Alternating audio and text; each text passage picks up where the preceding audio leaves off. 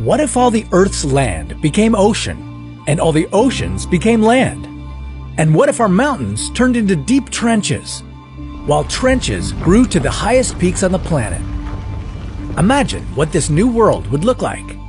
Where on this sprawling landmass would humanity live? And why would this planet have such a hard time sustaining life? This is What If, and here's what would happen if Earth's topography was inverted. Of course, with the volume of water in the Earth's oceans, inverting our topography would mostly look like we flooded the planet. Where's the fun in that?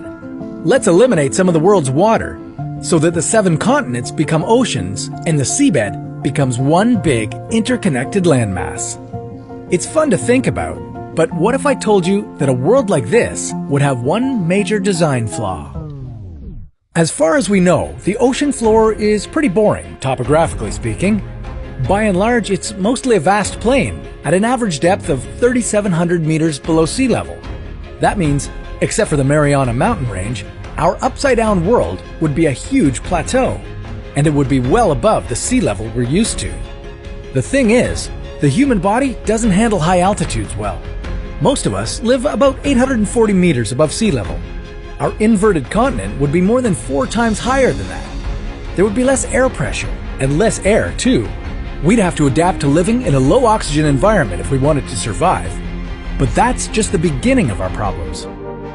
An inverted Earth would be barely covered with water. The Himalayan trench would turn out deep, but the rest of the seabed wouldn't. We'd be left with 4 shallow oceans and one vast, never-ending continent.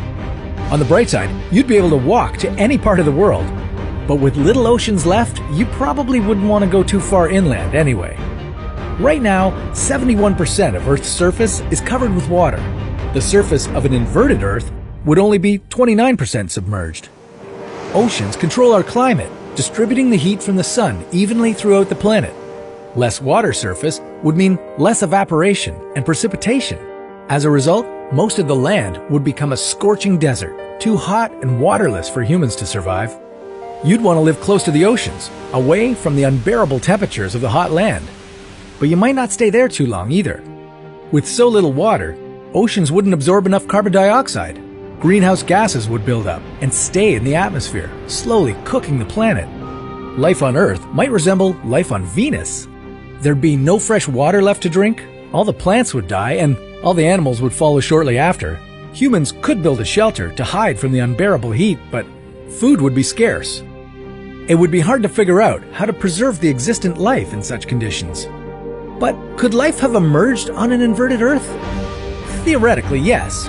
And it would have transitioned from sea to land much earlier. There simply wouldn't be enough real estate at the bottom of the ocean. If that evolutionary cycle led all the way to Homo sapiens, human anatomy would be very different. Maybe we would have evolved to be cold-blooded, to be able to take on the high temperatures of our inverted planet. But that's a story for another What If.